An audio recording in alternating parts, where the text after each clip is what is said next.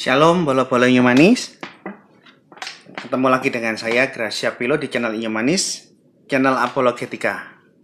Saudara-saudara, postingan kali ini tidak meneruskan yang postingan lanjutannya Rina Solihin.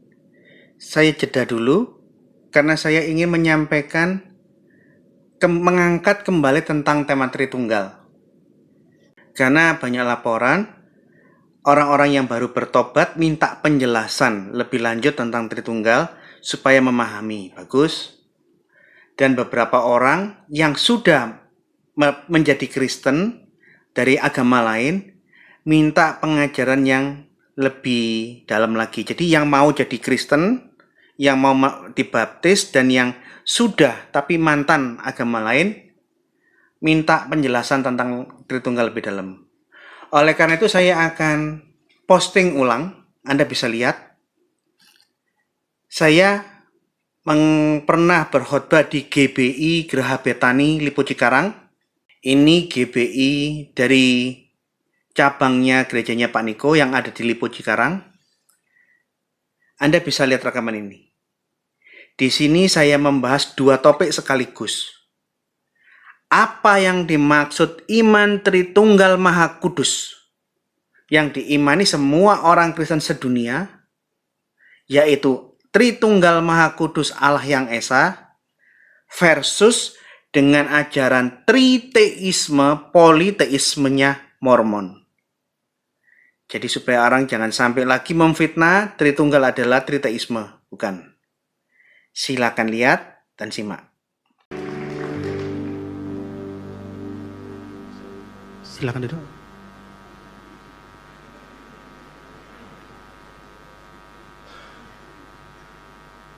Shalom, saya perkenalkan diri. Ini hari pertama saya khotbah di tempat ini. Nama saya Gracia Pilo. Keturunan orang NTT tapi lahir besar di Surabaya. 3 tahun terakhir saya berdomisili di Malang. Saya udah punya istri, anak saya 3. Ini aja yang saya sampaikan. Pagi hari ini materi yang kedua. Saya siapkan materi beda-beda, karena kalau saya menyiapkan satu materi untuk berkali-kali khotbah itu saya yang bosen. Tadi pagi saya khotbah tentang Tritunggal dan bagaimana menjelaskan kepada yang salah paham tentang iman kita. Di sesi kedua saya akan bicara tentang Mormonisme dan apa bedanya dengan iman kita hari ini. Yuk lanjut. Udah tahu Mormon? Udah kenal? Tahu doktrinnya? Pernah nggak lihat orang bule-bule pakai kaos putih, hem putih, celana yang hitam, naik sepeda? Berdua-berdua pernah lihat? Itu Mormon. Lah orang kadang nggak ngerti Mormon ini ajarannya seperti apa. Kenapa gereja menolak ajaran ini? Nah kita belajar malam ini. Yuk lanjut.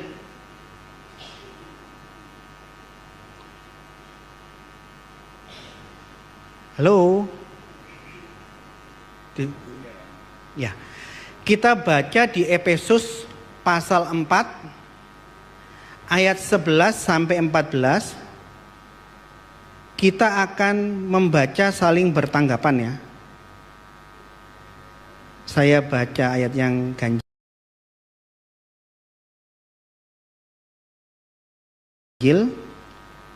Bapak Ibu baca ayat yang genap. Di ayat yang terakhir kita baca bersama-sama.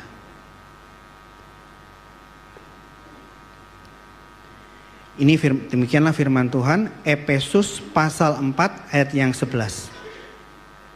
Dan ialah yang memberitakan baik rasul-rasul maupun nabi-nabi, baik pemberita-pemberita Injil maupun gembala-gembala dan pengajar-pengajar.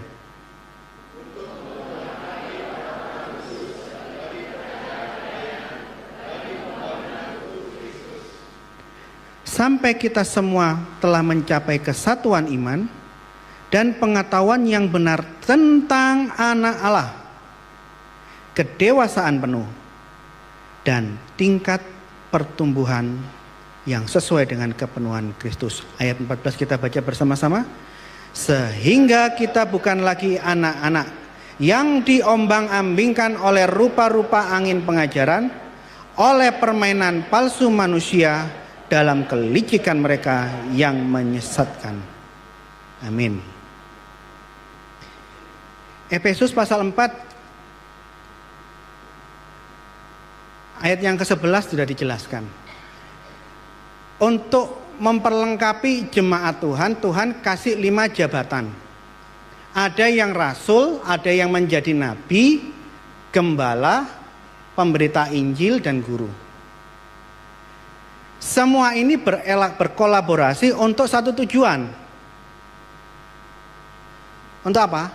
Di ayat 12-nya. Untuk membuat kita semua tubuh Kristus mencapai kesatuan iman. 1. Setelah itu mencapai pengetahuan yang benar tentang anak Allah.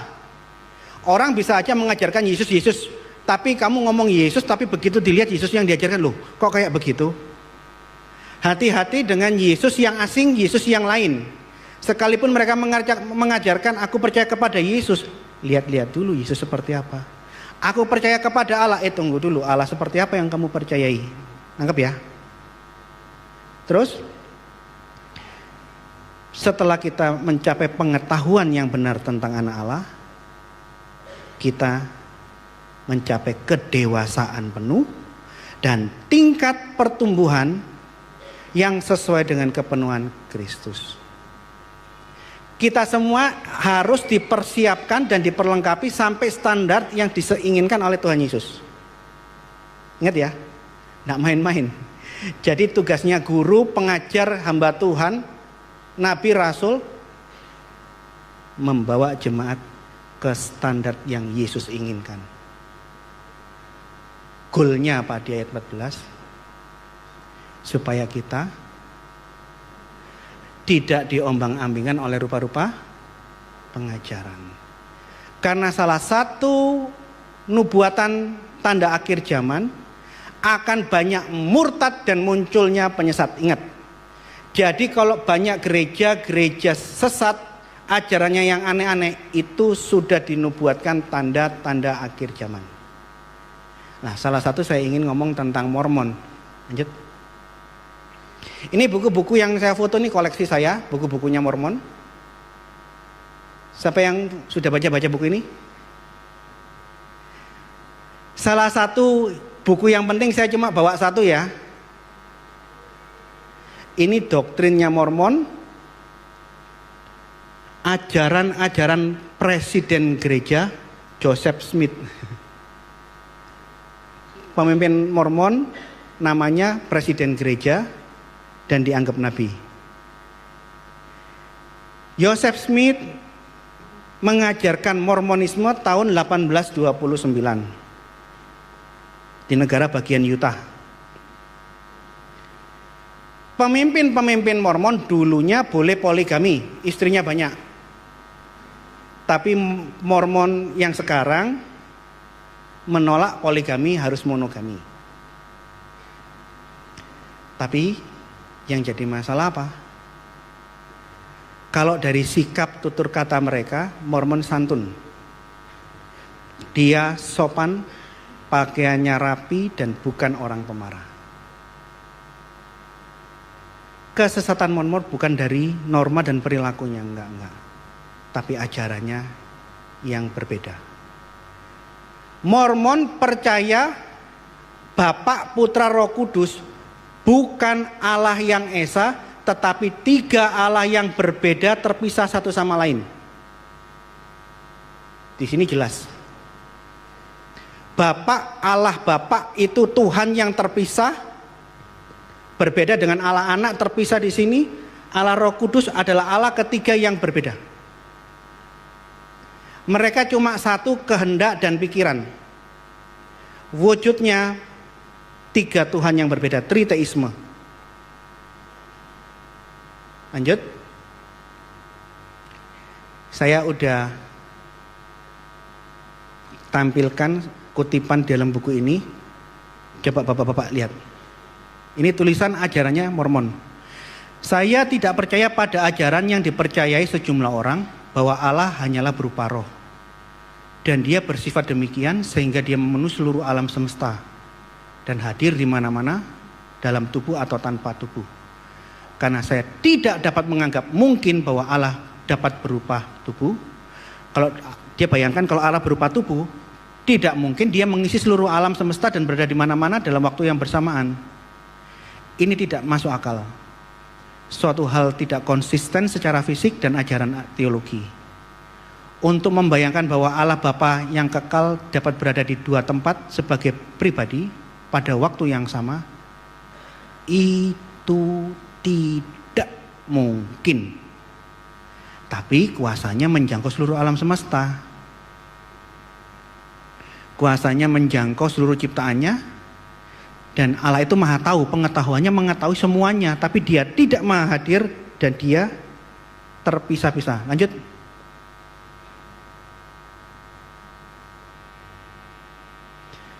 Mormon percaya Allah itu kalau ada di sini, dia tidak ada di sana. Kalau Allah Bapa ada di sini, di saat yang sama Allah Bapa tidak ada di ruang sana. Allah terbatas ruang dan waktu. Bahkan kalau nanti kita lihat kutipan berikutnya, Tuhan itu bertulang dan berdaging seperti kita. Allah Bapa punya tulang dan daging yang terpisah dengan Allah Anak, sehingga Allah Bapa dan Allah Anak ada kemungkinan terpisah dan berpisah. Nangkep enggak? Nangkep ya? Ini ajarannya mereka. Meskipun Allah itu tidak bisa ada di mana-mana bersamaan, Allah tidak maha hadir. Dalam ajaran Mormon, Allah maha tahu, dia tahu apapun yang ada di dunia. Tapi dia tidak maha hadir, karena itu tidak masuk akal. Yang menarik, Allah berdaging dan bertulang. Tolong tampilkan kutipannya, Mbak. Nih, kalau mau baca-baca nanti setelah khotbah ini baca ya. Bapak roh kita adalah makhluk yang kekal yang memiliki tubuh yang berdaging dan bertulang. Allah memiliki tubuh yang berdaging dan bertulang. Dia adalah makhluk yang teratur sama seperti kita, yang sekarang berada dalam tubuh jasmani. Kita adalah anak-anak Allah. Dia adalah makhluk yang kekal tanpa permulaan atau akhir. Dari dulu senantiasa ada, dia sekarang ada dan selalu akan ada.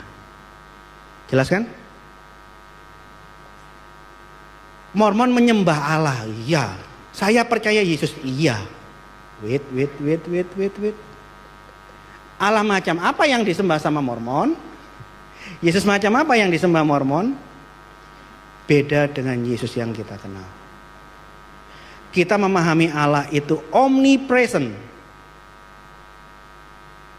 Dia maha hadir. Dia omnipoten. Dia maha kuasa. Sedangkan aliran Mormon menolak Allah maha hadir. Asumsinya begini loh. Kita ini anak Allah kan? Kalian punya daging enggak? Punya tulang enggak? Ya seperti kalian, bapakmu itu ya seperti itu, kira-kira gitu. Di dalam buku ini dia jelaskan seperti itu. Seperti kita berdaging dan bertulang, demikianlah Allah Bapa kita. Karena kita adalah anak Allah. Lanjut.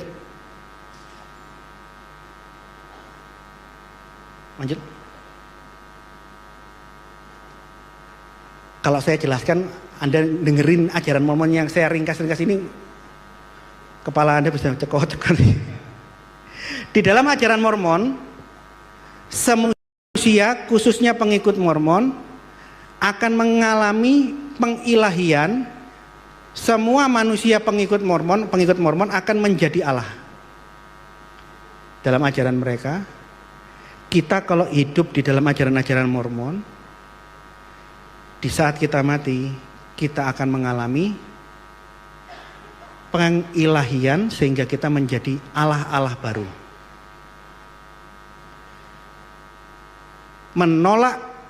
Mormon menolak semua pengajaran-pengajaran Kristen yang diajarkan oleh para rasul yang diajarkan oleh murid-murid para rasul, bapak-bapak gereja, dan dia bikin doktrin-doktrin sendiri. Saya belum menguraikan lebih lanjut. Sampai di sini nangkep nggak? Di mana perbedaannya dan kekeliruannya? Ya kan? Hanya karena kita tidak pernah berinteraksi sama mereka, belum pernah ngobrol, belum pernah baca buku-buku mereka yang mereka ajarkan. Wow, hati-hati ajaran ini. Dia sama menyebut I believe in Jesus, I believe in God, tapi Tuhan yang lain, Yesus yang lain. Saya hanya membahas dari sekian banyak ajaran Mormon yang saya tampilkan dari buku-buku ini. Saya hanya mengorek masalah Tritunggal.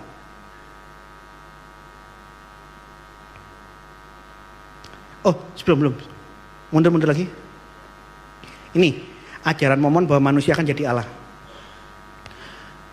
Manusia adalah anak Allah, dibentuk menurut gambaran ilahi dan dianugerahi dengan sifat-sifat ilahi. Dan bahkan sebagaimana bayi putra dari ayah dan ibu duniawi, mampu pada saatnya yang tepat menjadi seorang manusia dewasa, maka keturunan orang tua celestial yang belum berkembang mampu melalui pengalaman selama berabad-abad dan dalam waktu yang tak dapat diukur berkembang menjadi seorang Allah. Ini ajaran Mormon. Manusia akan mengalami perubahan sampai mencapai tataran menjadi seorang Allah baru. Oke, lanjut.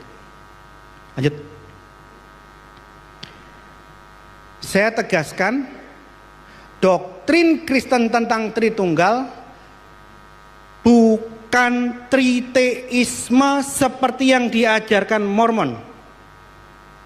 Dari sejak Yesus, para rasul, jemaat mula-mula di Kisah Para Rasul, tidak pernah ada ajaran Kristen dari kelompok rasuli yang mengajarkan Allah Bapa terpisah dengan Allah Anak, Allah kedua terpisah dengan Roh Kudus, Allah ketiga.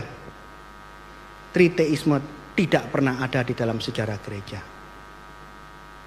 Tritunggal itu bukan 3 Tuhan atau berapa Tuhan. Tritunggal itu Allah yang Esa. Ayo kita ikut penjabarannya.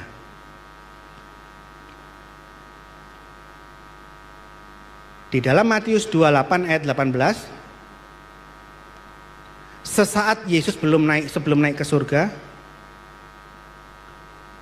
dia ngomong di hadapan murid-muridnya, kepadaku sudah diberi segala kuasa di sorga dan di bumi. Kamu lihat bagaimana aku hidup, bagaimana aku melayani manusia di dunia, dan bagaimana cara matiku, dan aku bangkit. Ingat, akulah dia yang tidak berkematian, segala kuasa dan di bumi ada di tanganku. 19. Belum. Karena itu pergilah sebelumnya dan jadikanlah semua bangsa muridku dan baptiskanlah mereka dalam nama Bapa dan Anak dan Roh Kudus. Ayat 20. Dan ajarlah mereka melakukan segala sesuatu yang telah kuperintahkan kepadamu, dan ketahuilah, aku menyertai kamu senantiasa sampai akhir zaman. Lanjut. Saya akan uraikan Tritunggal. Tadi pagi saya juga ngomong masalah ini, tapi dalam konteks yang agak berbeda dari yang saya khotbahkan jam kedua ini. Di dalam bahasa Yunaninya, kalau kita eksegese, kita munculkan makna ayatnya, nuansa ketritunggalan begitu kuat di dalam amaran agung. Di dalam bahasa Yunaninya ditulis poroeutenteson. Poroeutenteson itu bentuk instruksi. Pergilah kalian. Mateteusate. Mateteusate dari kata matetes. Pergilah kalian, murid-muridkan banyak orang. Pantata etne. panta itu banyak, etne itu etnik. Kita disuruh pergi memuridkan banyak etnik, banyak suku bangsa, banyak ras.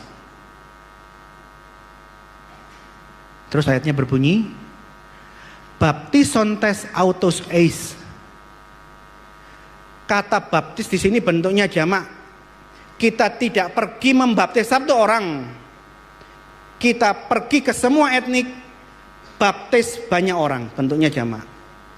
Baptiskan mereka. Frase berikutnya, belum, nggak usah. Tu onoma. Kita harus membaptis banyak orang. Bahasa Yunaninya, Yesus bilang apa? Tu onoma, di dalam satu nama bentuk tunggal. Satu nama bentuk tunggal, yaitu tu patros, patros bapak, kaitu huio dan sang anak, kaitu agio pneumatos dan sang Roh Kudus. Yesus bilang bapak dan anak dan sang Roh Kudus itu satu nama, satu wujud. Bukan tiga nama, tiga entitas yang berbeda-beda. Jadi secara tegas saya tolak ajaran Mormon sudah bertabrakan dengan yang diucapkan Yesus. Yesus bilang tu onoma, di dalam satu nama, satu wujud, Bapa, Putra, Roh Kudus itu satu. Yesus tidak ngomong dalam bentuk jamak ya. Yesus tidak pernah ngomong tu onomata, in the names, tidak pernah. Yesus bilang in the name, bentuk tunggal. Saya belum ngomong lebih lanjut. Kalau diuraikan dari bahasa Yunaninya, nuansa ketritunggalannya kerasa banget enggak? Belum menguraikan macam-macam, hanya kita baca bahasa Yunaninya. Nuansa Tritunggalnya begitu kuat dari ayat ini. Lanjut.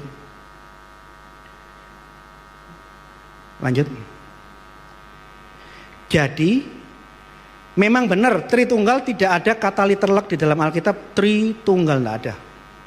Anda cari sampai kapanpun, searching di Android, kata Tritunggal tidak pernah muncul. Tritunggal itu kata yang dibuat oleh bapak-bapak gereja untuk menjelaskan ayat tadi. Bahwa Bapa dan Anak dan Roh Kudus itu satu. Nangkap nggak? Jadi Tritunggal bukan mengenai keberapaan Allah. Tritunggal tidak ada hubungannya dengan keberapaan Tuhan. Tritunggal itu Allah yang Esa. Lanjut. Yesus sudah menegaskan. Dia ditanya oleh orang ahli Taurat dan orang-orang Farisi. Yesus bilang tegas kok, Shema Yisrael Adonai Eloheinu Adonai Ehad. Dengarlah hai orang Israel, Adonai Tuhan itu Eloheinu Allahmu. Adonai Tuhan itu Ehad, satu. Tidak pernah ada ajaran Tuhan itu tiga. Lanjut. Saya minta tolong bapak-bapak, ibu-ibu baca Yakobus 2:19. Bisa kebaca? Silakan bapak-bapak ibu baca. 1, 2, 3.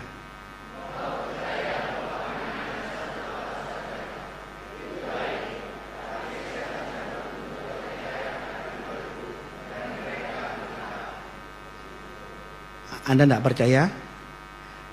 Panggilan jelangkung. Jelangkungnya datang tanya, Kung jelangkung jumlahnya Tuhan itu berapa? Diketahui sama jelangkung. Cek goblok sih gue tadi menungso. Kok bodoh sekali sih kamu jadi manusia.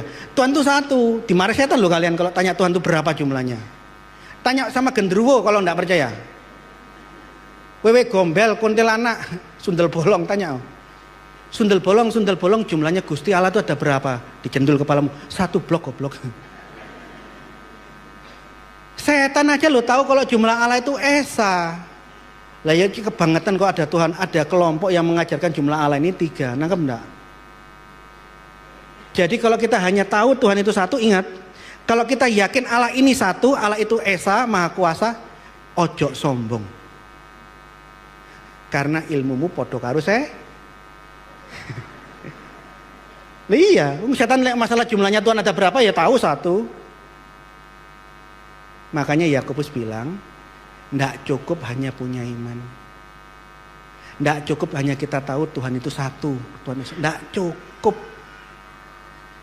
Karena iman tanpa perbuatan mati. Kalau kita percaya kepada Allah yang esa, seberapa dekat dan intimnya kita dengan Tuhan, sehingga sifat-sifat Tuhan yang esa itu keluar dari perilaku, dari tutur kata kita. Nggak cukup kalau hanya tahu Tuhan itu satu. Nangkep? Karena ilmumu sama dengan setan. Lanjut. Bapak, saya cuma ngomong cepat ya, saya nggak banyak. Kalau ini memang kelas pengajaran di kelas-kelas kuliah saya akan ngomong lebih detail. Saya hanya untuk ngomong cepat ya, saya lem sambil lalu lah. Tapi minimal sambil lalu ini akan nyantol di otak Tuhan yang kita sembah seperti apa. Kalau ada kata Bapak diucapkan oleh rabi-rabi, misalnya ini sinagog, saya rabi, saya ngomong Bapak. Ini kata yang sangat-sangat umum bagi agama Yahudi dan Kristen, sinonim untuk menyebut Allah. Ini ayatnya. Kamu mengerjakan pekerjaan bapamu sendiri. Jawab mereka, kami tidak dilahirkan zina. Bapak kami satu, yaitu Allah, yaitu Theos, yaitu Elohim.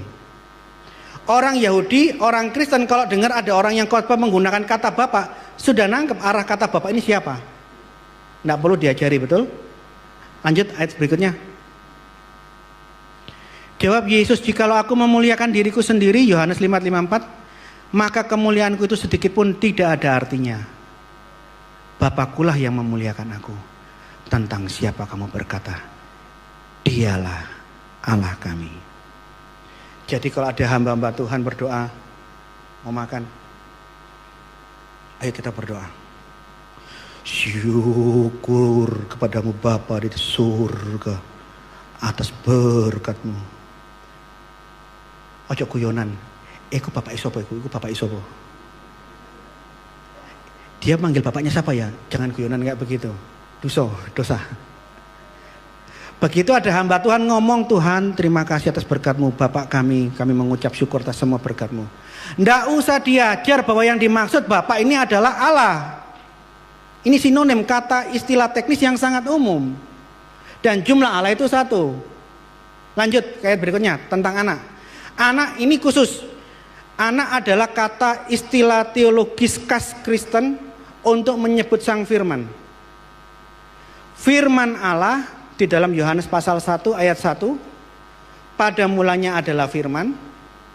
Firman itu bersama-sama dengan Allah. Dan firman itu adalah, kalau lihat bahasa Ibraninya bagus, bahasa Yunaninya bagus.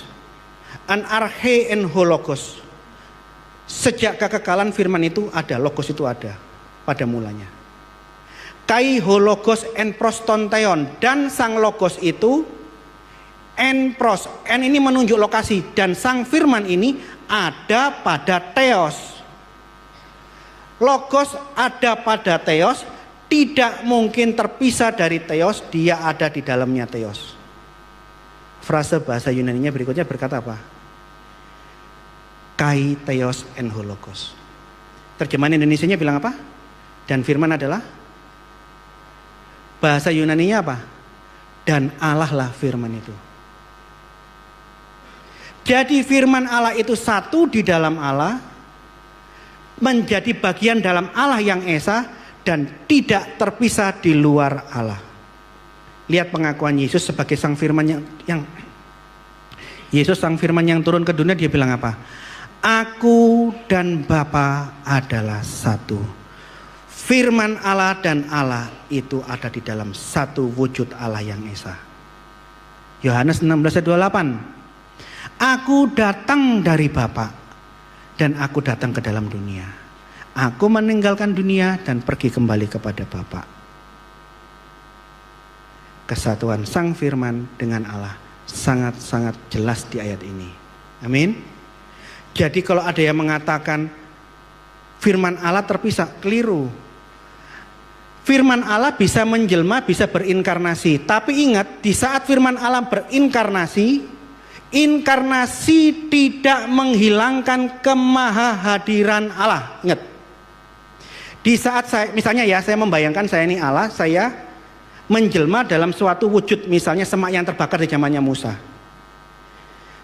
Semak yang terbakar kan ada di suatu lokasi tertentu toh. Dan di saat itu semak itu berbicara, berdiskusi dengan Musa di Gunung Sinai. Ingat baik-baik, di saat Allah menjelma menjadi wujud yang bisa lihat secara fisik, jangan pernah bayangkan Allah terbatas hanya ada di situ. Kita harus pahami di saat yang sama Dia ada di surga, Dia ada di Jakarta, ada di Jakarang, ada di mana-mana, dengan atau tanpa dilihat orang.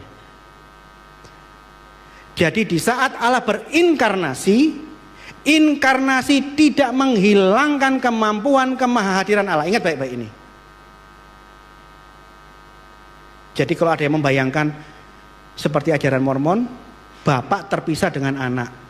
Gundulnya Tuhan Bapak dengan gundulnya Tuhan Anak terpisah.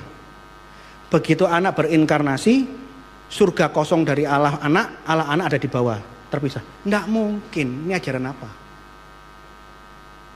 Tidak mungkin.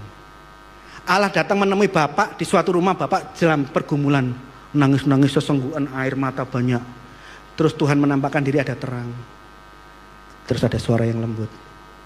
Ingat, di saat yang sama Dia ada di tempat lain dan berkarya, dan Allah tetap esa. Ingat, jangan sampai kita punya pola pikir yang keliru tentang Allah. Lanjut. Lanjut. Nah sekarang kita ngomong tentang Roh Kudus. Saya tidak akan uraikan panjang lebar, saya cuma kutipkan satu ayat. Roh Kudus adalah rohnya Allah itu sendiri. Rohnya Allah ada di dalam Allah. Seperti firman Allah ada di dalam wujud Allah yang esa. Demikian bunyi firman Tuhan. Yohanes 15 ayat 26. Jikalau penghibur yang akan kuutus dari Bapa datang, yaitu roh kebenaran yang keluar dari Bapa, ia akan bersaksi tentang aku. Roh Kudus ada di mana? Ada di dalam Allah.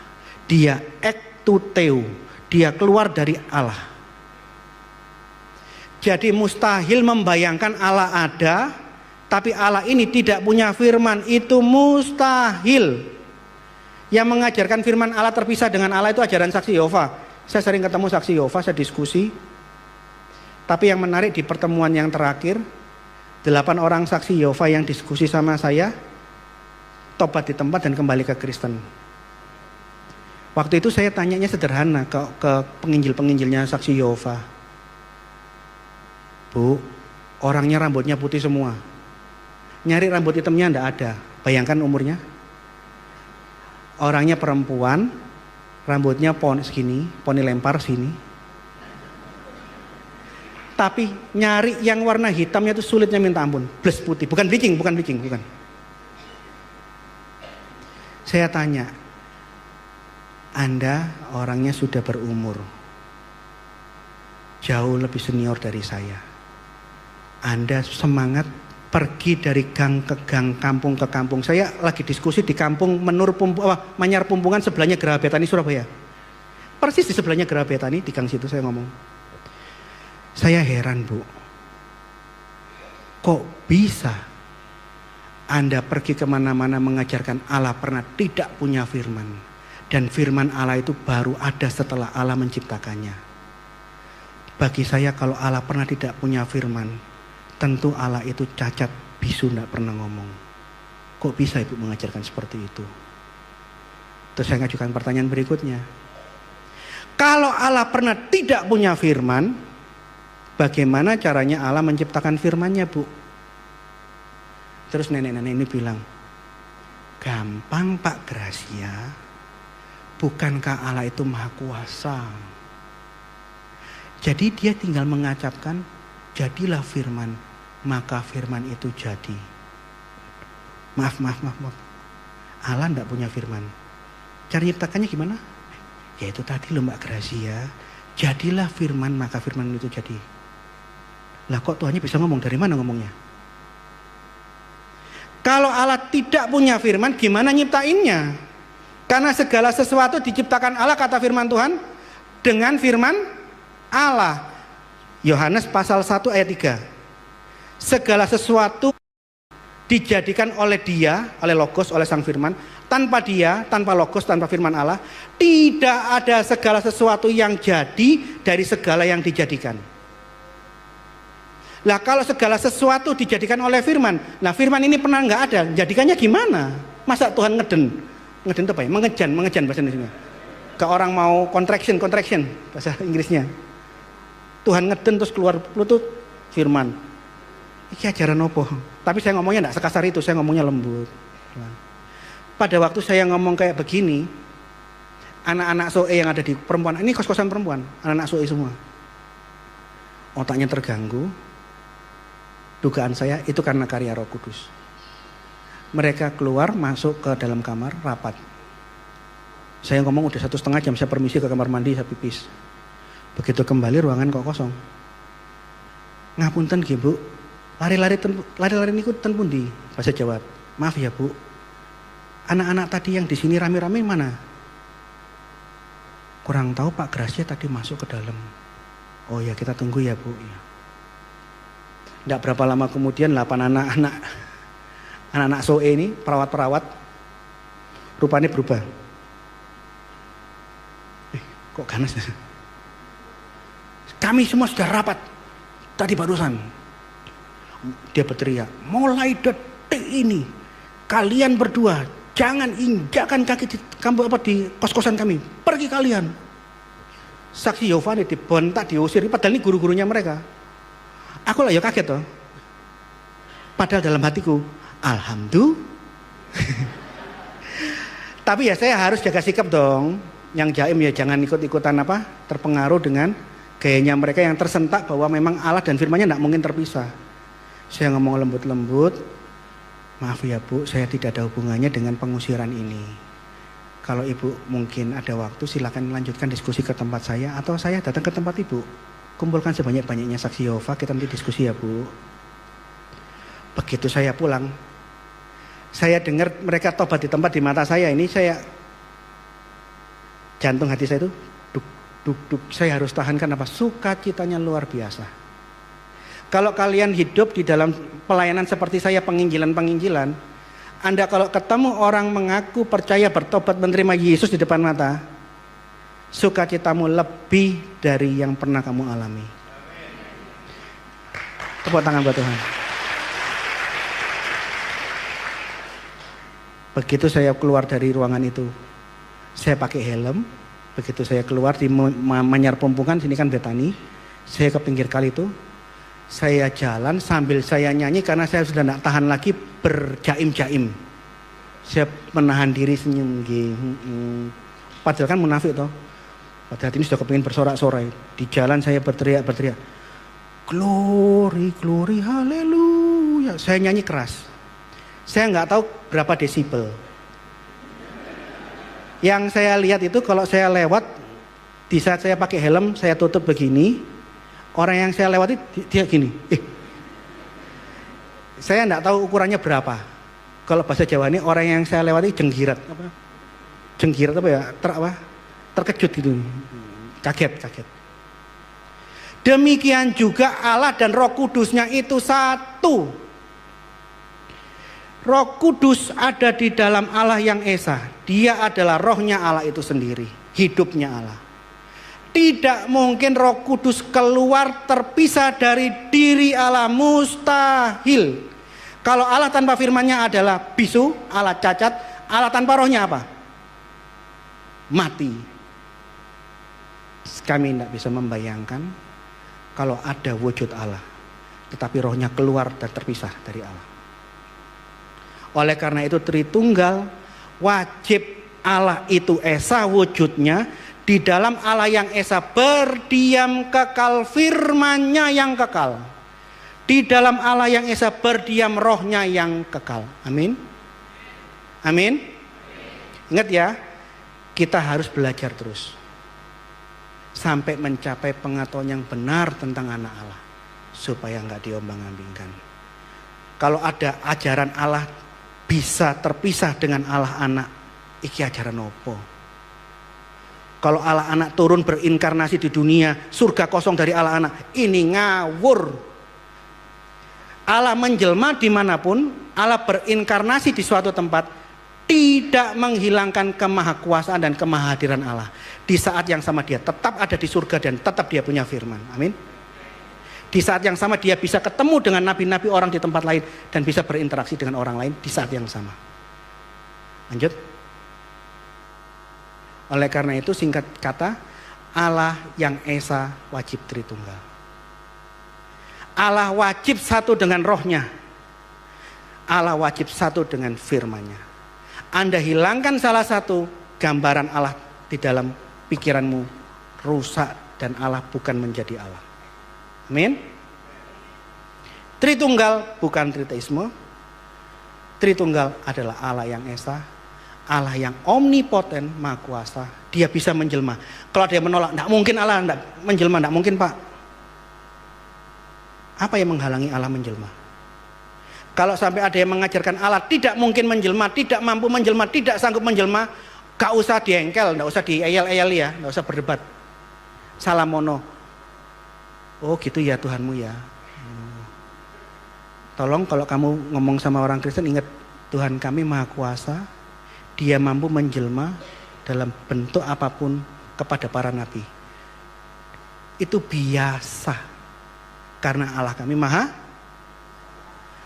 Tapi sekarang saya ngerti, oh Tuhanmu tidak mampu menjelma. Oh, ya. Terima kasih. Nggak usah ngamuk. Terima kasih ya Tuhanmu tidak mampu kan? Iya. Allah maha hadir. Entah dia mau menampakkan diri atau tidak, dia ada di mana-mana. Firman Tuhan berkata, aku pergi naik ke langit, engkau ada. Aku menaruh tempat tidurku di dunia orang mati, engkau pun ada. Aku pergi ke ujung bumi pun, engkau pun ada. Mazmur mengatakan Allah maha hadir. Amin. Lanjut. Ya ini sudah saya sebutkan tadi. Mustahil Allah terpisah dan tidak punya firman. Itu ajaran saksi Yehova. Mustahil Allah terpisah atau tanpa roh Allah. Mustahil Allah itu mati. Terima kasih. Tuhan memberkati. Mari kita berdoa. Gimana saudara-saudara? Sudah lihat? Jadi beda kan? Tuduhan-tuduhan bidat Wanes, tuduhan-tuduhan bidat saksi Yehova bahwa Tritunggal adalah tiga Tuhan keliru. Tritunggal, Allah, firman Allah, dan roh Allah. Ketiganya ini ada di dalam satu wujud Allah yang esa.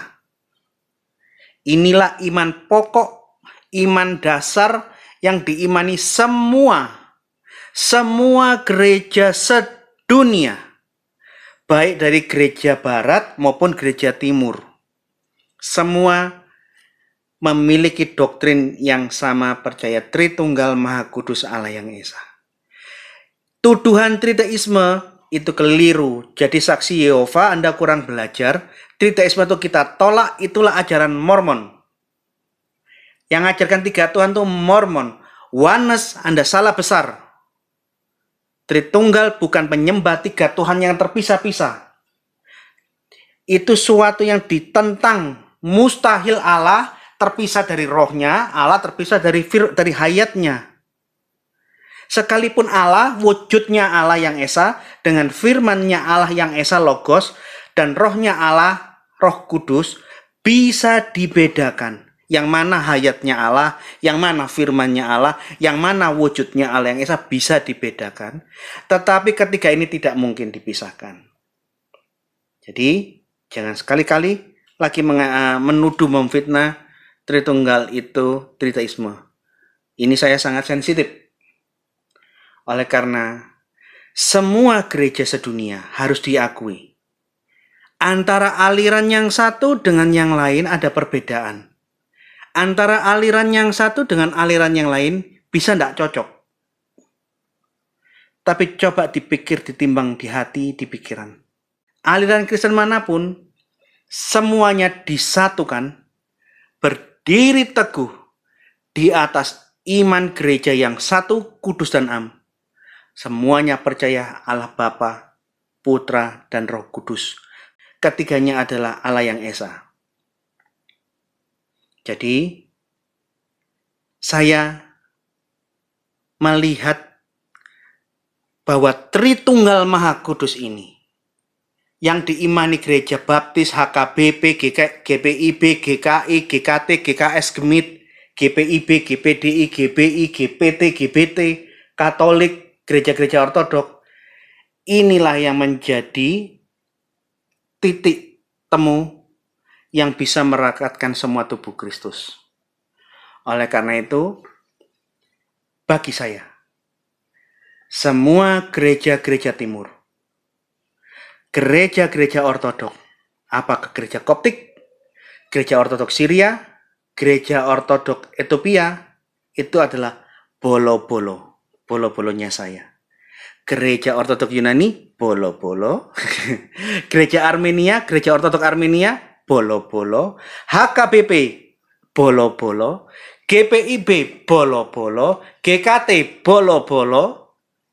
GPM, bolo-bolo. Gemim, bolo-bolo. GPDI, bolo-bolo. GSJA, GPT, GBIS, semua adalah bolo-bolo. Saya bisa menahan diri untuk tidak mempermasalahkan doktrin sekunder. Karena ini menjadi ciri khas masing-masing gereja. Yang saya lihat doktrin primer. Selama kalian berpegang teguh di atas pengakuan iman yang sama, percaya Allah Tritunggal Maha Kudus, Allah, firman Allah, dan Roh Allah, ketiganya ini satu di dalam wujud Allah, kalian saudaraku. Jikalau kalian berdiri di atas pengakuan iman rasuli dan pengakuan iman Nikea Konstantinopel, apapun sinode gerejamu, kamu adalah saudaraku. Di luar ini, bidat, jangan harap Gracia Pilo akan lawan. Karena bagi saya, apologet bukan hanya membela iman terhadap serangan agama lain terhadap agama kita, tetapi menjadi orang-orang yang menjaga ortodoksi. Tidak ada kompromi dengan bidat. Nah, inilah postingan kali ini. Setelah ini baru saya akan bahas lagi postingan lanjutan. Saya akan ungkapkan satu persatu data-data untuk membahas bagaimana ajarannya Rina Solihin. Tunggu di postingan yang akan datang. Semua gereja Kristen yang percaya Tritunggal Maha Kudus, bolo-bolonya Inyo Manis.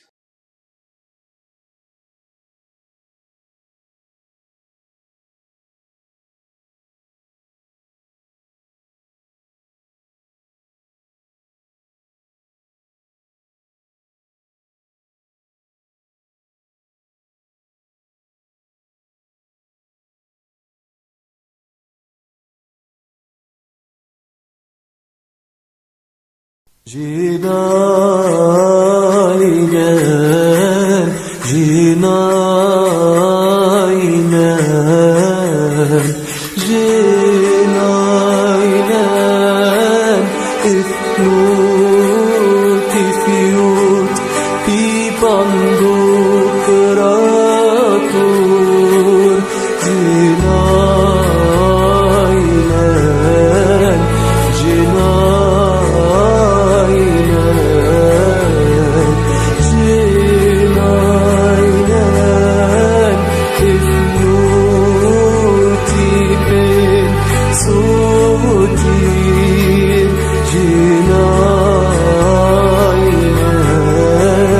Cina